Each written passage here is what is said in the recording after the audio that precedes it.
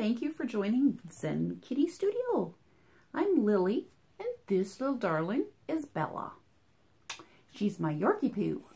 And we also have a kitty right next to the camera who's probably going to knock it over, but oh well, we love our kitties, right? Come on, kitty. Come here. You want to make an appearance? Oh, this is Dickens. He's one of our lovely kitties at Zen Kitty Studio. He's very shy, though. He really is. Oh, bye-bye, sweetie. One of these days, I will introduce you to Puck. Puck is the Zen kitty that we named Zen Kitty Studio after. He is the inspiration behind a lot of things here. He is a cat that is so calm and peaceful, and he's pretty big too. He weighs about 14 pounds. And whenever we talk about being upset, we talk about, my husband and I say we have to be like Zen Kitty Puck. So if you're having a bad week, just think of Zen Kitty Puck and take things calm and smoothly and have a drink while you're at it. I'm trying something new tonight. I bought this because it was on sale. Fulton's apple pie cream liqueur. I think they were trying to get rid of it after Thanksgiving and Christmas. But I thought, hey, it's in the bargain bin. We're going to give it a try. So, let's see. I'm going to take a sip now. Let's see if Lily likes it. Lily likes her liquor. Say that 3 times. Ooh. You know, it's not bad. It's kind of sweet. And it does taste like apple pie. So, if you like sweet liqueur, you might want to give it a try. Especially now in April that it's probably on closeout. But you do have to refrigerate it after you open it. That is if you don't finish the bottle first. Lucky for Lily, she has a refrigerator in her art studio. Oh, what are you barking at, Bella Boo? Huh? What are you barking at? Oh, and there's my Zen kitty. Oh, bye-bye. He's very camera shy. What do you see, Bella? I bet you see your own reflection in the glass. Oh, you get that. You get that, Yorkie Poo. You get that, Yorkie Poo. Oh, okay. Oh, my goodness.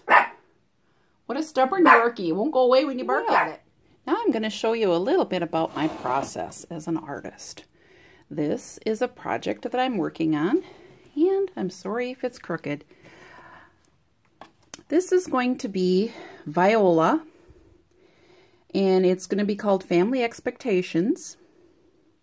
I started out with a plain canvas like this, just a plain canvas. I first put on some paint. I used some of this golden.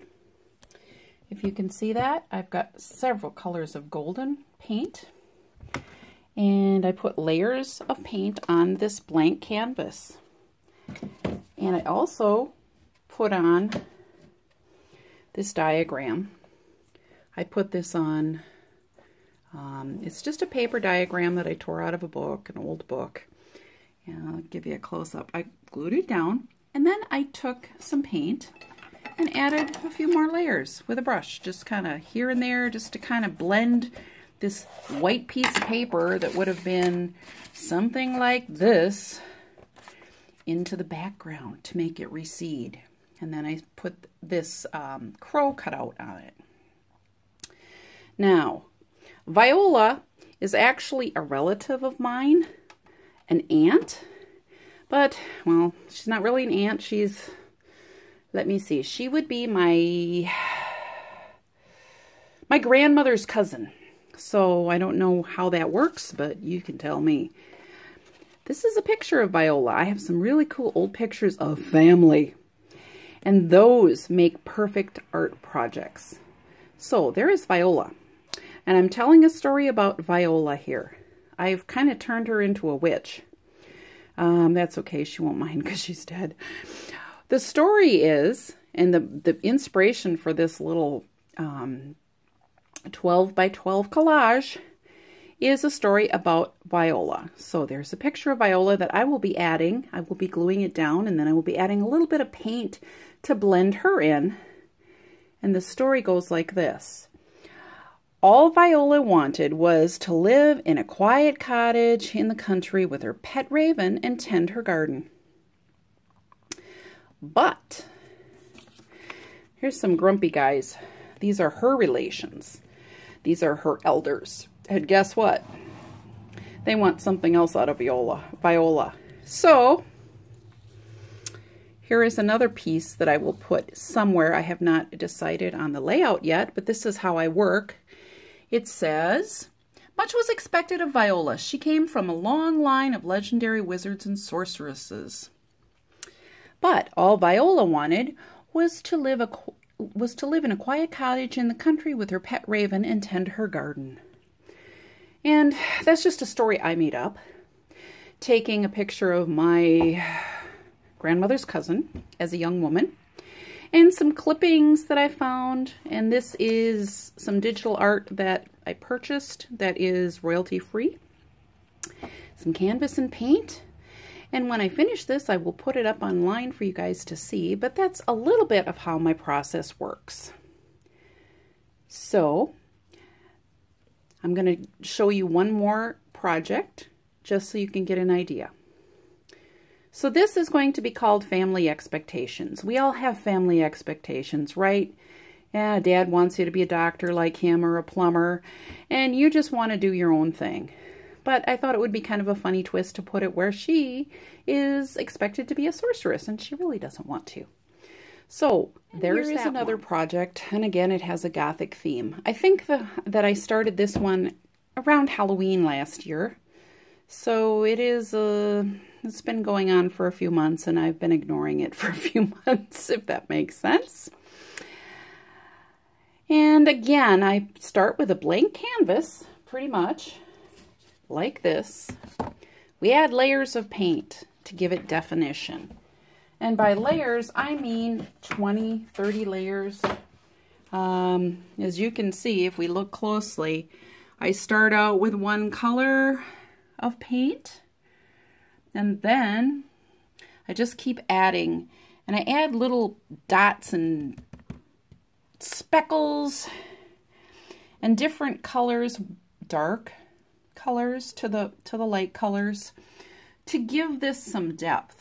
Because you don't want your painting to just, or your collage to be just one color, one solid color.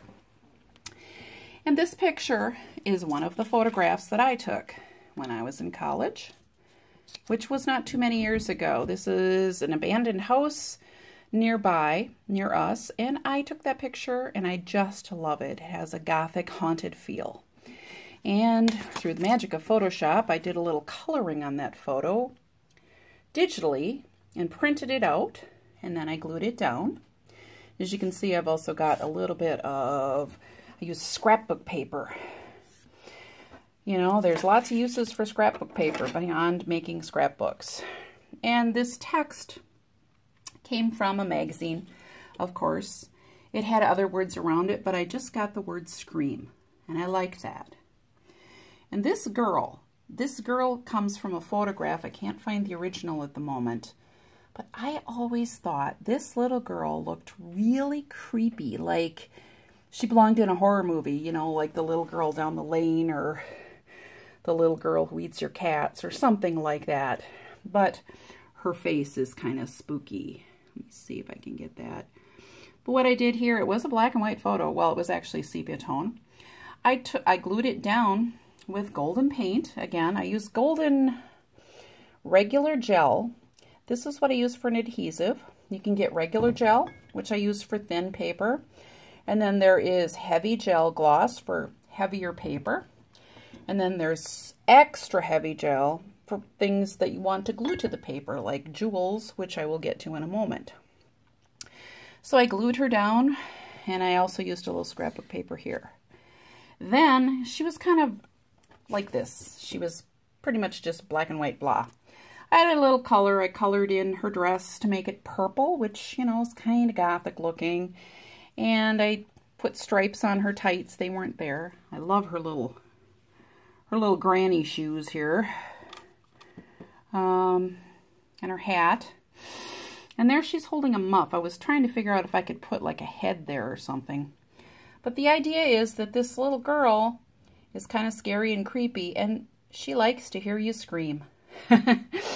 And after I finished this, I embellished with a little bit of ribbon here just to add some definition, because before I had the ribbon there, I thought, I'm going to turn this light off just to see if that makes a difference. Yep. Okay. Oh, much better. Before I put the ribbon on, it seemed kind of blah.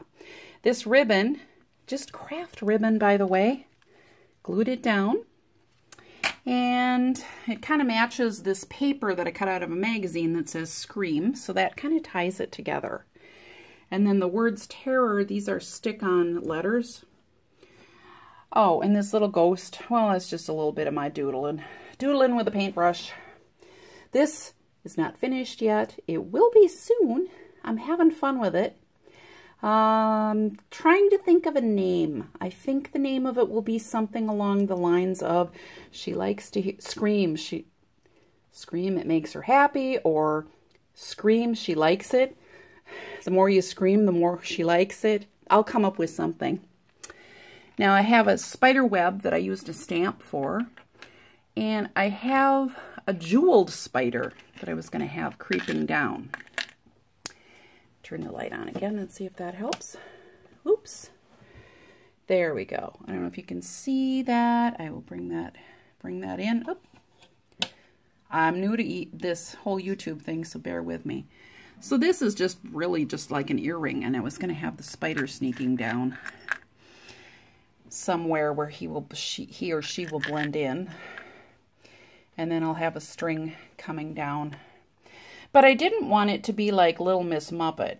You know, she would be the kind of girl that likes spiders and has them for pets. So I will be adding to this again, not too much, because I think it's just about done. Just a few elements to tie it together.